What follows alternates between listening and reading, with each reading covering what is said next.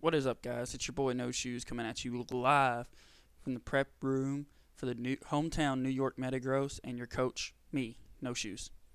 Uh, so this is our prep for week 2 of the JLPC season 5, and for this week we're going up against the Bloomington Brothers and Coach who, if I'm not mistaken, actually has a JLPC championship. I think it's season 1 or 2 before I joined the league. But this match is going to be huge. He has a great team. He's a great battler, and he's going to be really hard to beat this week. I think I've talked to a few players, and I think my prep is really solid for this match. But I think it's going to be really interesting based on what he brings, how good of a prep I have. But with that all said, let's jump right into this. So this is his team to the right. And obviously, this is our squad here. And I've included all their speed tiers and stuff. But looking at his team, his speed tiers are nasty. 130 Coco, 121 Nagandel, 115 Houndoom Mega, on top of Uxie at 95 and Mr. Mime at 100. It gets really difficult to really look and narrow down these speeds. But again, I have some good prep. I have some good things to counter some of this stuff. The only thing that's really scaring me is an offensive Uxie. I don't think he brings Uxie offensively.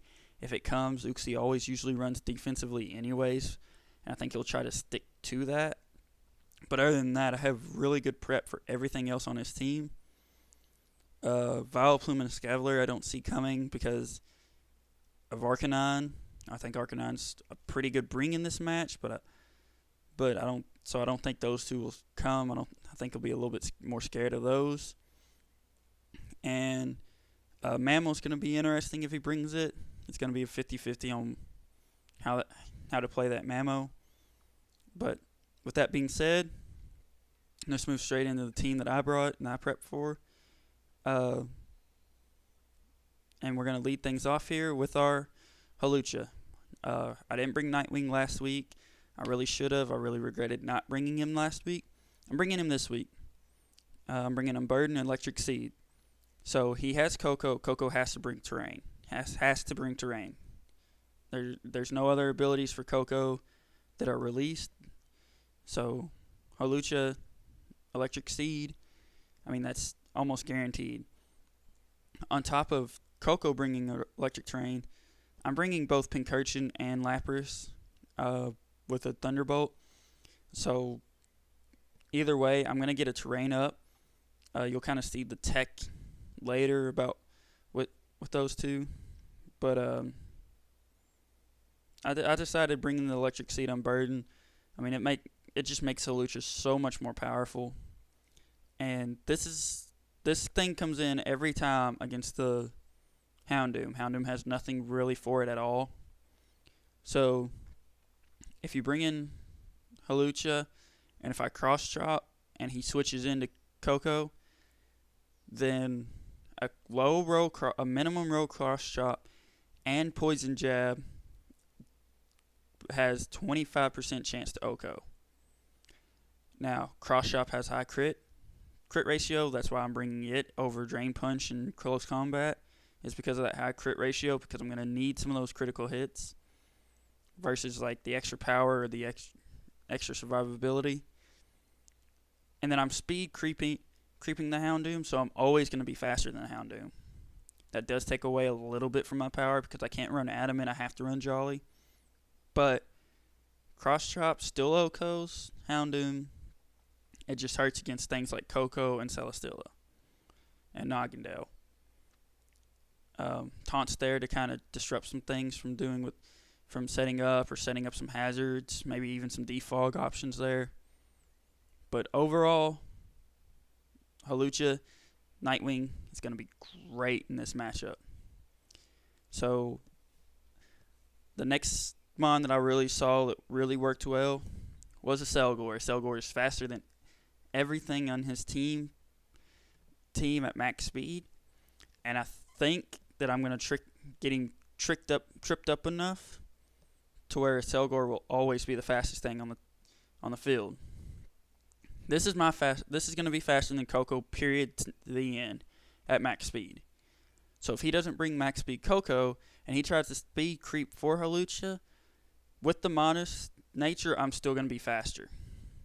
Now, a modest life orb, fully special attack sludge bomb, OHKO's Coco. Assuming bulk in there. No bulk in there. So, I actually sacrificed my max speed to get more damage output into that Coco. And so I'm speed creeping the Noggindale. Noggindale, I'd still do about 30-something% to with the Sludge Bomb. And when the Noggindale comes in, I just baton pass back out and go on about my day. I'm hoping I can trick him into thinking that I'm bringing 2 Unburdened Mons and have that sticky hold a bit available to me.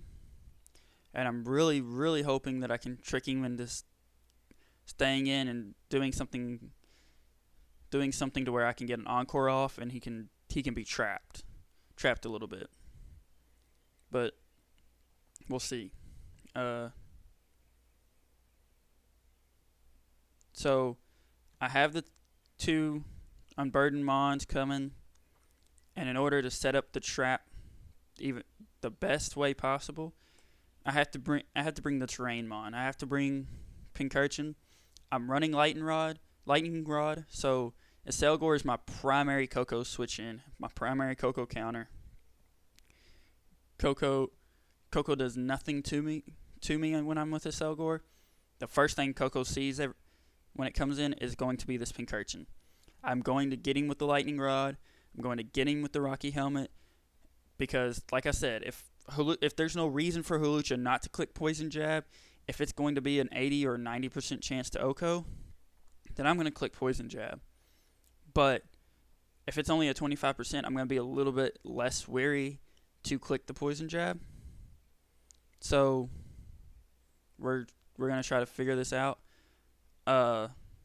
But I brought Toxic Spikes as hazards, trying to keep those on the field.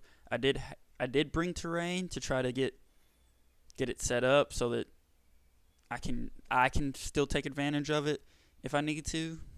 But primarily, this thing's first switch into Coco. I'm going to see what Coco has for it, and I'm going to Poison Jab it first turn, most likely. If he switches out, I'm then going to start setting up some hazards until he gives me a reason not to. I'm max defense, I'm impish nature, I'm Rocky Helmet, so contact moves are going to hurt him. So we'll just kind of see how that goes. Now, this is my primary core for taking care of most things on his team. To phase out the Coco and to Hawlucha to come in and clean up some stuff. Then these next 3 Mons are all to get chip damage and are all to really work off everything else. And I'm starting that with G-Max Lapras. Nessie's coming this week. Ice Shard is there for the Noggindale. Thunderbolt is there for the Celesteela. Drill Run is there for the Coco. Surf is there for Stab for anything else. This is going to be the primary Uxie counter if he brings an offensive Uxie. Because if he's bringing offensive Uxie, he can't bring defense. He can't run as much bulk and can't be as defensive. And this thing's just going to nuke it right off the board. And that takes care of what's going to be the biggest threat to my team right now. So, but yeah, the Ice Shard is there for the Noggindale. It hurts even if Lapras isn't G-Max form, it still hurts. Thunderbolt is for the Celesteela. I mean, this thing is designed to just blast at some stuff. My next mon is Florges. Florges is here to kind of keep everything together, keep everything healed up. Toxic for the Uxie, Psychic for the Noggindale. With the Keppa Berry, Noggindale only does about 25% to me, and Psychic does 65. So if I lose 75% and give back 120, he doesn't survive. So then I just wish up the damage and go on from there. But yeah, Toxic's there for Uxie, Psychic's there for the Noggindale. Hillbell is there in case he starts getting some poisons off or a Thunder Wave or two, try to speed control. And Wish is there for survivability. And then my last one's going to be Lycanroc. This is going to be my dedicated lead. I'm leading with this thing. It's speed creeping the Mr. Mime. Cellrock is there. It's there for priority. But the big thing to this is the cell battery. So I'm leading this. I'm stealth rocking turn 1 unless he gives me a reason not to.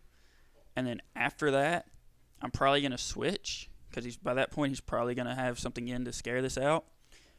The next time it comes in is hopefully going to be against a Coco. We're trying to Volt Switch out. At which case I get that cell battery. I get a +1 attack boost. And then I just start going at things with the Cell Rock until he stops me. Like, I want to see him try to stop me from hitting things hard with the Cell Rock and that cell battery. Lycanroc is there for Cell Rock and to do some chipping damage, make him really, really play around it. But yeah, that's the squad. The battle's going to go off here in about 10 minutes or so. But yeah, that's the squad for this match. And see you during the match. Peace.